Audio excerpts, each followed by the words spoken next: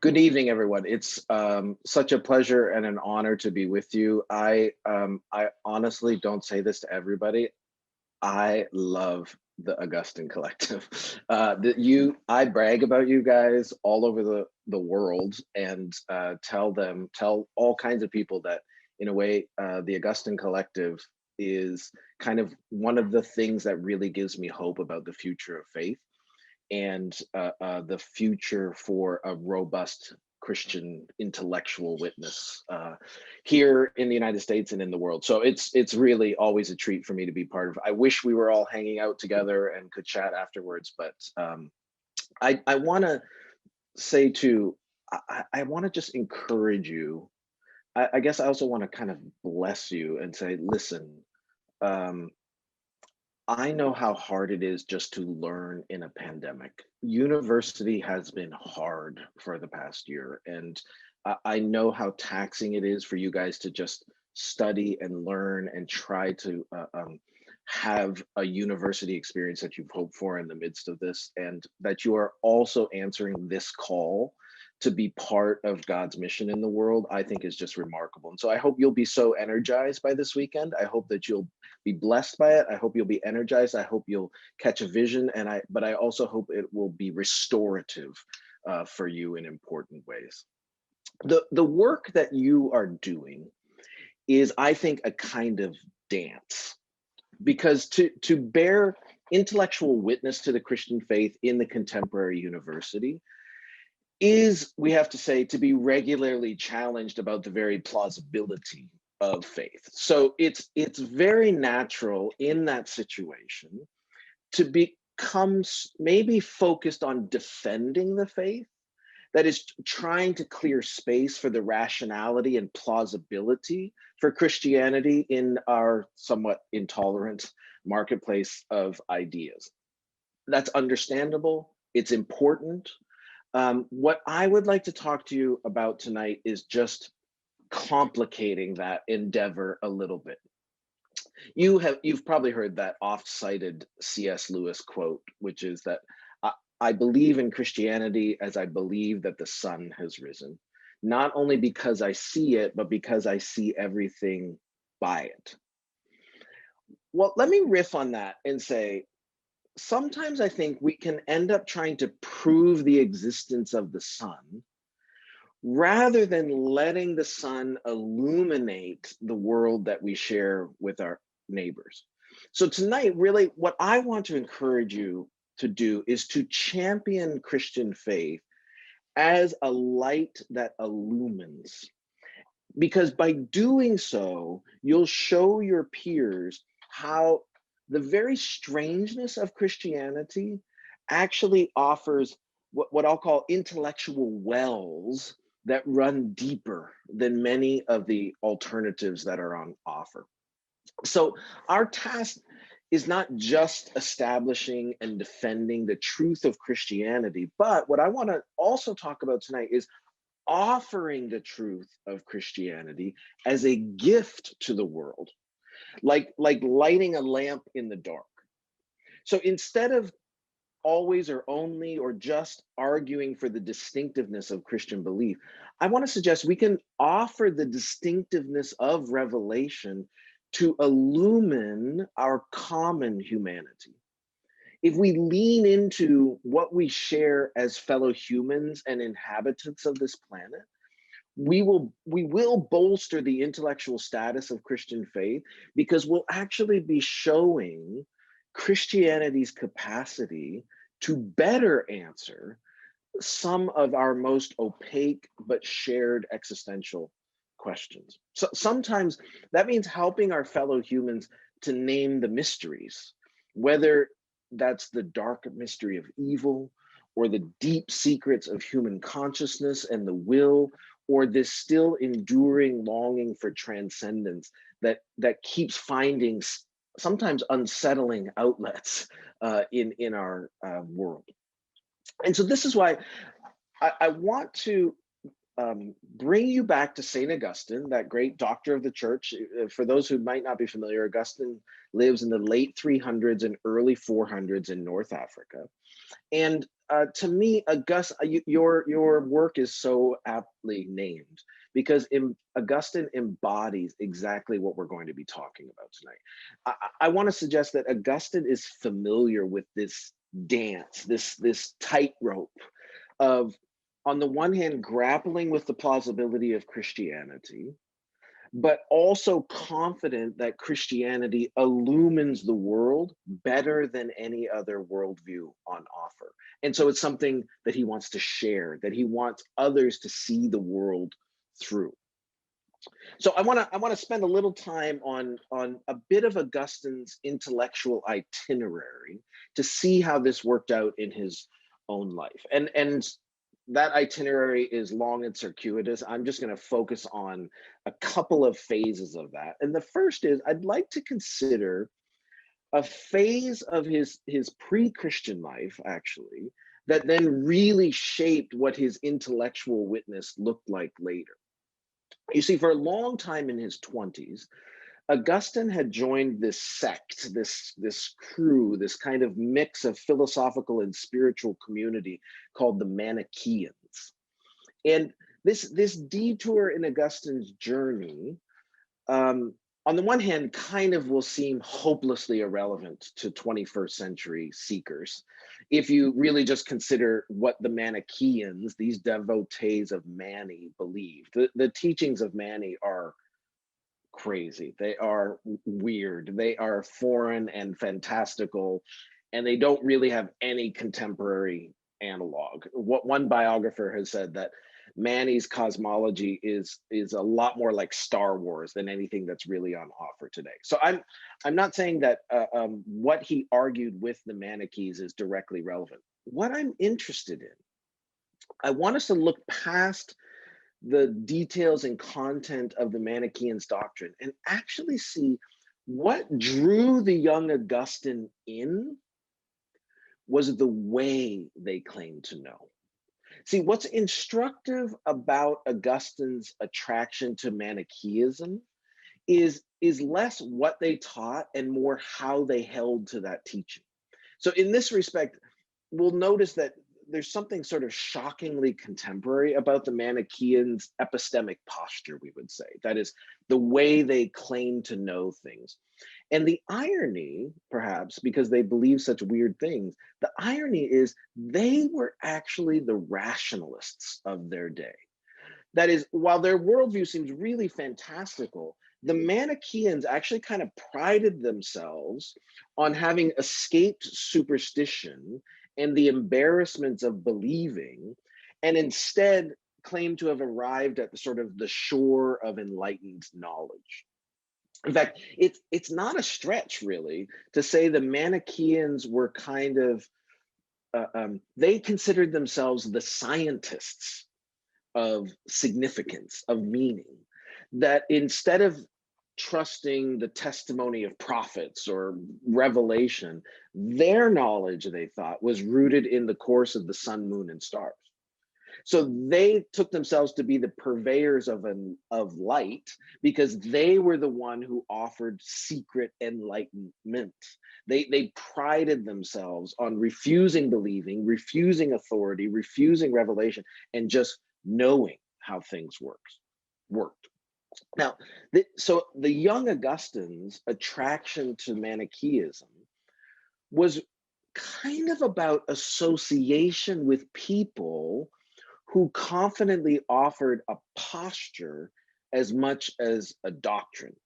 He writes later in his life, he writes to an old friend of his, Honoratus, who was actually part of the Manichaean crew at the time. And he says, "We fell in with them, Honoratus, because they promised a way to rise above those held in fear by superstition." And he says, who would not be enticed by promises like that? And I want us to recognize this is a dynamic that is not so different from some streams of the contemporary university. It's sort of a familiar recipe for recruitment, you could say. It's trotted out by rationalist purveyors of scientism who are promising to unlock all the mysteries of the universe by a science that supposedly shows there are no mysteries, there are only puzzles. So whether it's the Richard Dawkins or Steven Pinkers, these priests of enlightenment are almost always prophets of overreach. That is, they're promising a status often more than they promise an adequate explanation. And if we have a tendency to buy into that, if our peers have tendencies to buy into that, honestly, it's less because the system works intellectually, and often more because it comes with this allure of illumination, of sophistication, and it also comes with the added benefit of throwing off the naivete of our parents' simplistic faith, perhaps. They're in this sense, their claims to enlightenment, their claims to knowledge are sort of like shortcuts to respectability. Augustine lived that. Augustine did that. Augustine got sucked in by that. Here's the thing about the way those sorts of circles work, though. You're not supposed to ask too many questions once you make it inside the circle. And that was Augustine's problem. He actually ultimately wasn't satisfied just with association. He actually wanted to understand. And when he kept pressing the Manichaeans with questions, interestingly, what they kept telling him was, well, wait till Faustus comes. Faustus was sort of the great teacher amongst the Manichaeans after that. So wait till Faustus comes. He'll explain everything. And so Augustine gets his audience with Faustus. He's like, okay, finally, somebody's going to answer all the questions. Except he didn't. And the disenchantment that Augustine experienced afterwards was actually really wrenching for him, because he saw through this. Now, why is this relevant for us? What's intriguing is that once Augustine saw through this, and then later, as a Christian reflecting on this, what he did is intellectually, polemically, you could almost say, he kind of pulled the rug out from under their stance of so-called rational self-sufficiency. And he says, look, everyone believes. Everyone submits to some authority. All these people who are priding themselves on enlightenment have actually really just traded belief in one set of authorities for another. Credulity, believing, Augustine says, is not a defect. It's actually inherent to being human. Trust is the oxygen of human society, he says, and believing the testimonies of others is actually at the very heart of the scientific enterprise. So understanding, knowledge, enlightenment doesn't transcend belief. It doesn't overcome belief. It actually relies on belief. And Augustine says, look, anybody who joins the Manichaeans at some point does it because they believe what a Manichae told them. You can't, nobody escapes trust. Nobody escapes faith. Now, when Augustine becomes a Christian, he doesn't promise some other self-sufficient enlightenment to counter what the Manichaeans were offering. He's calling into question the very myth of that kind of enlightened, self-sufficient stance. See, the question isn't whether you're going to believe. The question is who. It's not merely about what to believe. It's really a question of who to entrust yourself to. Augustine says to the Manichaeans, the people who are so confident in their own ingenuity and enlightenment, he says, do you really want to trust yourself? And this feels like a very, very relevant contemporary question. Do we really think humanity is our best bet? Do we really think we are the answer to our problems when we're actually the ones who have also generated them? The problem with everything from sort of like enlightenment scientism to mushy eat, pray, loveism, the problem with all of it is us. Sometimes, if anything looks irrational, it's the notion that we are our own best hope. And yet so many of the orthodoxies of the academy are some version of confidence in human ingenuity. But Augustine says, look, at the heart of Christianity is not even just a teaching, he emphasizes. At the heart of Christianity is an event. It's an unthinkable event from that Manichaean perspective, from that Enlightenment self-sufficiency perspective. It's an event that is unthinkable, and yet it's one that speaks to humanity's deepest hungers and fears. Augustine puts it this way at one point in the letter: could God have done anything kinder or more generous than for the real, eternal, unchanging wisdom of God himself, to which we must cling, to condescend to take on human form? By his miraculous birth and his deeds, he won our love. By his death and resurrection, he drove out fear. See, Augustine says, look, you're going to entrust yourself to somebody. Wouldn't you rather entrust yourself to the one who gave himself for you?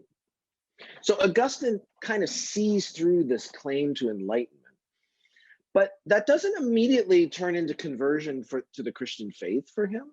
There's actually, after this sort of really reeling experience of leaving the Manichaeans, he really dwells in a skepticism for a long time. He struggles a lot. And what changes everything is he meets someone.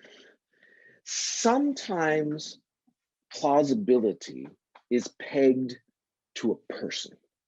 And the turning point for Augustine, in some ways, was not an argument. It was Ambrose. It was the Bishop of Milan. It was someone he met. And what Ambrose said, what he taught and preached, that was not insignificant. That was important. But really what made a dent on Augustine's imagination was Ambrose's very being. That is, it's like Ambrose embodied and represented a way of life and showed Augustine a way to put things together that he had never seen before. Ambrose was like a living icon of somebody who had integrated assiduous learning and rigorous academic reflection with ardent Christian faith. And Augustine had never imagined that that was possible. Based on his childhood experience to that point, Augustine, sort of snobbily actually, had concluded that Christians were always simple and backward and naive. But this encounter with Ambrose sort of destabilized all of that for him. And it really prompted him to reconsider his dismissal of the Christian faith. So what was it that ultimately shifted the plausibility structures, the believability of the Christian faith for Augustine?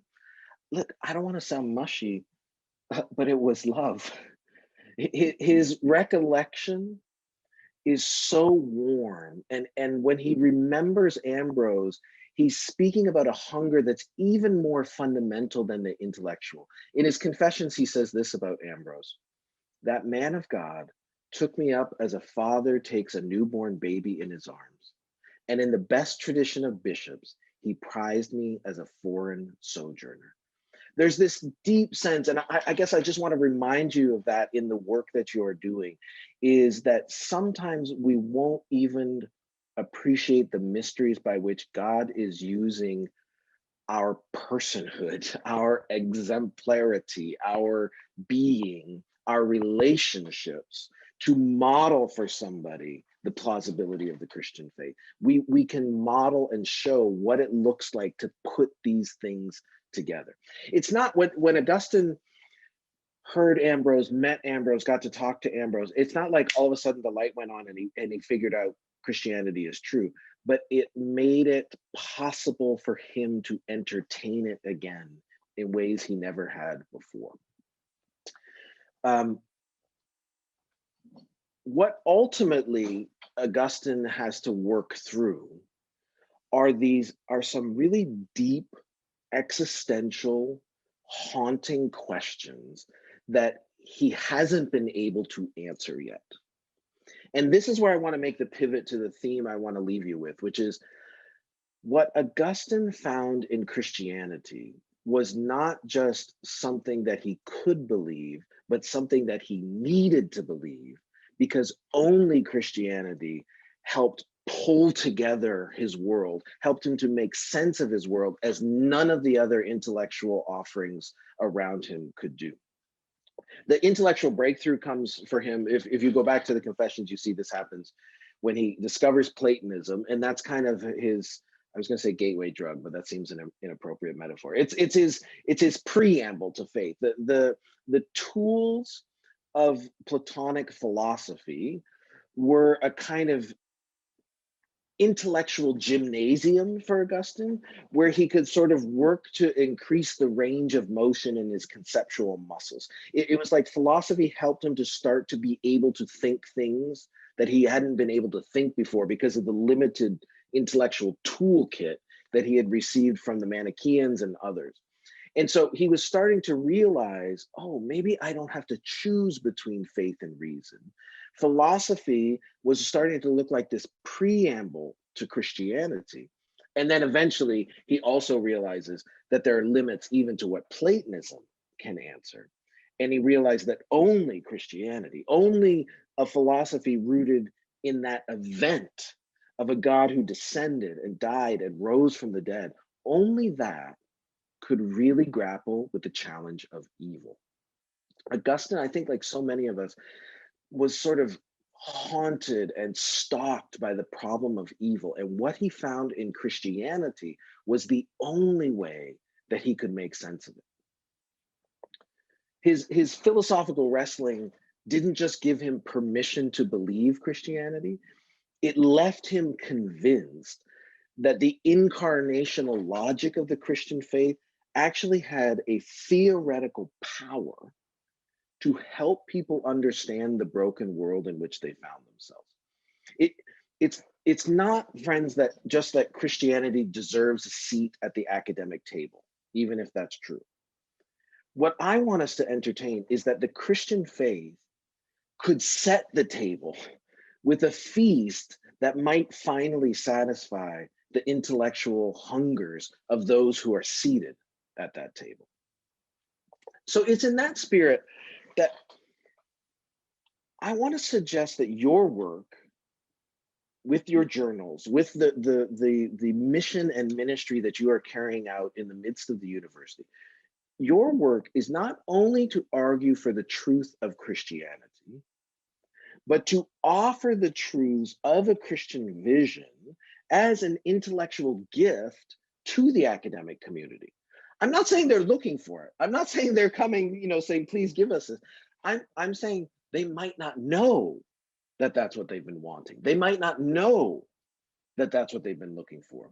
And that we as Christians in the academy can confidently, but humbly articulate the riches of a Christian understanding of the cosmos, of human nature, and really offer this as a theoretical framework that actually generates a better account of the phenomena, that actually does a better job of doing what the university is trying to do, which is to understand the world and understand ourselves.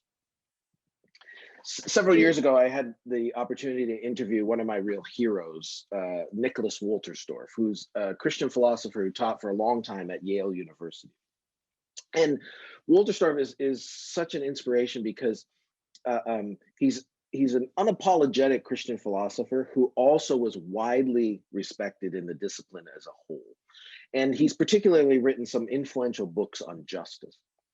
And I asked him in this interview about his posture as a Christian philosopher in the mainstream academy. And he told me this that I've never ever forgotten. Here's what he said. I was not trained to think of my role as a Christian philosopher as mainly that of a combatant, right? So he says, I wasn't trained as a Christian philosopher to think that my role was mainly that of a combatant. He says, no, philosophy is a human enterprise. It's not a Christian enterprise. It's not a humanist enterprise. It's not a naturalist enterprise. It's a human enterprise. And we participate together in this enterprise insofar as that is possible, talking with each other, discussing issues together, sometimes agreeing, sometimes disagreeing, and taking it from there. He said, I think it was this sense of being a participant in this shared enterprise, rather than a combatant against the enterprise, that was crucial. Friends, I think this is so important for the work that you are doing. You too, as participants in the university's life, are participants in a shared enterprise. Your journals are contributions to a human enterprise. And here's what should nourish your boldness in offering Christianity as a lens for your neighbors. The good news of the gospel is that in Christ, by grace, we are finally invited to be the humans God made us to be. The renewal of creation is the realization of what creation was made to be. The advent of shalom is the dawning of justice and flourishing that was always God's intention for the cosmos. Everything that Christianity hopes and proclaims and promises, I think, speaks to the yearnings of the human heart and the groanings of the earth. So let your journals be a light. Give your neighbors the lamp and invite them to see the sun because it illumines their world anew. Thanks very much. A couple of questions that have come through for you here. So on Augustine, Yeah. Did Augustine incorporate his Neoplatonism into Christianity? I.e., did he end up believing a Platonist version of Christianity, or did he just use Platonist language to express Christian truths? I think this is really relevant for thinking about frameworks that are out there and how do you incorporate them. Yes, exactly. I think Augustine is a great model of critical appropriation. So on the one hand, as a participant in, let's just call it the intellectual life of his time, right? There's not quite a university, but as a participant in the intellectual life of his time, he finds tools nearby and discerns that the toolkit of Platonism is something he can get a lot of work done with to make sense of the Christian faith, but also to help the Christian faith make sense of the world. But then what also happens is there's a little bit of learning curve across Augustine's life, but what you also start to see is he realizes the pinch points and he says, well, as a Christian, I confess the resurrection of the body, which means I can't possibly agree that the body is a prison for the soul, right? So he pushes back on those aspects of Platonism. And I think it's a great model. You know, I'm a continental philosopher. I do French and German philosophy, and a teacher at Fordham University for years, Merold Westphal, I always thought was a great model of somebody who knew how to discern. It's a work of discernment. What can I pick up from Michel Foucault? What can I pick up from Jacques Derrida? What can I deploy from Jean-Francois Lyotard? But then where are the pinch points where I have to say no? And Christian faith requires more creative thinking. I think we're always all doing that dance in the academy. Yeah, that's actually a great segue because someone else asked you about a decade after your Who's Afraid of Postmodernism, how do you still think about the value of those thinkers and what are some insights you might take from them today? Yeah, I've been thinking about this a little bit because I feel like, apologies if I'm stepping on any toes here, but I feel like from what I've gathered, some of the rather anti-intellectual responses, for example, to critical race theory or discussions of bias and injustice, to me just seems so flat-footed in their wholesale dismissal of any theorizing that's not like quotes from the Bible.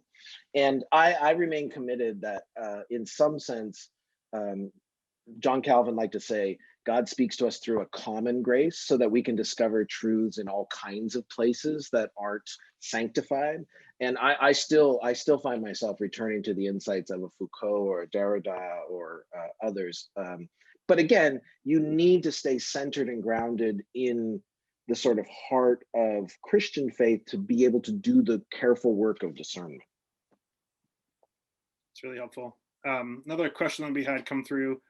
Do you think that it's worthwhile for us to spend time becoming familiar with intellectual proofs of God, such as the fine-tuning argument, in order to make Christ more accessible to those in intellectual spaces who don't believe in God? So I'm gonna, and this will be a much longer conversation. So it's a very good question, and it's a very fair question, and my short answer is not going to do justice to it. But let me say this. I come from a philosophical tradition that is generally skeptical about demonstrations and proofs for the existence of God. Not because of philosophical commitments, but because of theological commitments. That is, what we call the noetic effects of sin seem to make us less confident that such arguments work. Almost sociologically, I would say this: I feel like most arguments for the existence of God do more work helping people who already believe feel confirmed and that they are rational in believing, which is a fine exercise. It's a very, very fine exercise. It's exactly why Anselm wrote the Proslogion. You have to remember, Aquinas's 5 ways are embedded in a Summa Theologica that are instructions in theology. So I think there's a place for those kinds of demonstrations. I just don't have very much confidence in their persuasive power for people who aren't already inclined to believe. And I think the persuasion is going to happen on a different register when we're talking across the divide of belief, if that makes sense. Thank you. An inadequate answer, to be sure. Yeah, you could certainly do a whole seminar on that for sure. Yeah. Shifting gears a bit, someone kind of asked more on the practical side, tips for anyone interested in writing for image, but also more generally for writing about Christianity to the public. So just how do you think about being a Christian writer in a public space, potentially having secular readers, some ways that Christians can engage well in that space? Yeah, I've been thinking more and more about this. What I would say is, let many flowers bloom. There are many, many different approaches to that, right? So some people are writers for a public audience that are on the more, let's call it the more didactic end of the continuum. That is, they are writing to argue, they are writing to demonstrate, they are writing to make a point. It's sort of the, let's call it the op-ed end of the continuum, right? Where you're trying to make a case, you're trying to, it's didactic. That's fine. What I find myself drawn to more and more is what we might call the poetic end of the continuum, which is a kind of writing about Christian faith that tries to help people feel like what it might mean to believe. And this is where, I put Marilyn Robinson. This is where I put Christian Wyman. This is a kind of writing about faith that I think has an imaginativity about it that meets people on a more affective register. And I think we need both kinds of writing. But I think I want to spend the next 15 years of my life on the poetic end of the continuum. And I really, really encourage young people today to consider that and to look at those models and not just, the Al Plantingas of the world, who, by the way, I'm a philosopher because of Al Plantinga. That's no knock on Saint Al. It's just saying there's different ways, and let's encourage multiple approaches. Yeah, it's great. We actually have, as you know, we have both Marilyn and Christian Wyman here this weekend with the students. Yeah, so really fantastic. No, it's great. Yeah, just if I can interject a question, sort of as moderator. I know one thing we sometimes hear from students is there definitely was a period of time, in American culture when you had sort of the new atheists and the kind of objective or sort of active hostility towards religion, in which it felt like there was an interest there potentially, but it needed to be confronted with argument. I think today a lot of students say there's kind of an apathy more maybe than there had been even at that point.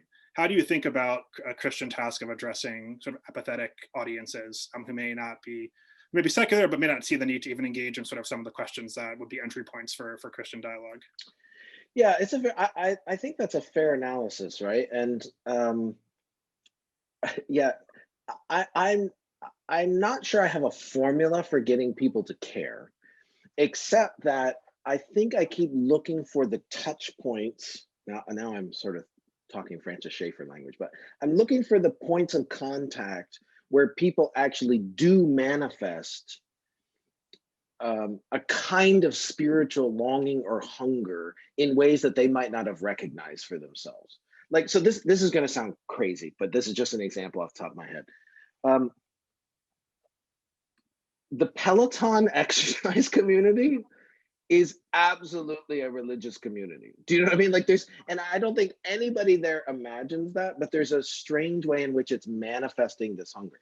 I think there are university spaces where I spend a lot of time in kind of the literary community side of the academy now. It is fascinating to me how on the other side of apathy might actually be a kind of openness. And so I don't have a great formulaic answer to the question, except that I think there's something about dwelling with people almost in the midst of their apathy until you bump up against the friction point where actually it turns out they're not as apathetic as you might think. I don't know. That's not a great answer. No, that's really helpful. Great. Well, I see another question here. How do you break down a field or interest and relate it back to the common human experience, i.e., how can I connect architecture to human morality? So I think kind of more broadly, how do you think about as Christians engaging in maybe non-Christian sort of disciplines, and how do you do that well? And this is, I want to say, this is where we do this best in disciplinary spaces. So the thing that I don't want to do is presume to speak about these strategies from some sort of meta perspective, because I don't know that we can do that. Like, I'm thinking of the sociologist Christian Smith at Notre Dame, I think, is an example of someone who over the past 10, 15 years has undertaken a theoretical project, a methodological project, where he has tried to show that actually the sort of standard orthodoxies in the social sciences and the assumptions they make about human persons are inadequate to explain human behavior, precisely because they fail to assume that human beings are religious, right? There's sort of the theoretical framework is secular. But the way he does that is by showing that a more expansive theoretical framework that actually honors the religiosity of the human animal does better social science. And so I think everybody in their disciplines has to look for those points of contact, or Nick Wolterstorff likes to say, you need to be in your discipline and you look for the little cracks where you can place your pry bar and start to open up possibilities and show what the Christian faith has to bring. I think it's very different. Like, for example, I would love to sit in a room with environmental scientists talking about how a Christian robust metaphysics and theology of creation is actually a more conducive framework for making sense of sustainability concerns than so much of the flattened assumptions. And I would say, you know, the Pope's encyclical Laudato Si is a great example of somebody trying to find those connections and points of contact. So the architecture question, great question. We need to talk to Christian architects to know where those points are. That's great. I think we have time for maybe just one more, which sort of general. So I think you can allow you to recapitulate any points you want to hammer home. But as Christian journals, what does it look like for us to approach our mission as offering the truth of Christianity as a gift to our campuses, as opposed to mission of proving its truth? What do you think we have to do to offer? What do you think we have to offer to this endeavor? Yeah. So what I'm imagining is, and actually, by the way, your journals are doing this. I'm just trying to give you an articulation or rationale in some ways of what you're already doing. But what I'm imagining is we look for those challenges today, those common human questions that the university is grappling with, and we try to look for the ways that the distinctives of the Christian faith help contribute to that. So let me, maybe examples would help. So for example, I think, is it fair to say we might all be experiencing a certain crisis of democracy in the United States of late? At least we're having a conversation about what does democracy look like? What does it take to make this work? What's going on? I would say a great journal article would be people coming and offering and saying, here is first of all, here's kind of the theological heritage of democracy that you might not have realized. Here are the virtues that are necessary for people to be democratic citizens. Who is forming communities with those sorts of virtues, and how can we contribute to that? And maybe this is something that Christianity and the church can speak to. It's something like that. I think it's a matter of looking for, let's talk about systemic racism and injustice. Um, what does it look like for us to collectively make progress on that? And I'm just thinking out loud here, but could the strange and almost anathema Christian idea of sin actually contribute to making sense of the intractability and frustrations we keep having with this problem? I'm hoping we can do more work like that, that then becomes, it will be provocative, but it's actually offered in the spirit of saying, we want to understand with you and think better about this problem, this area, this challenge.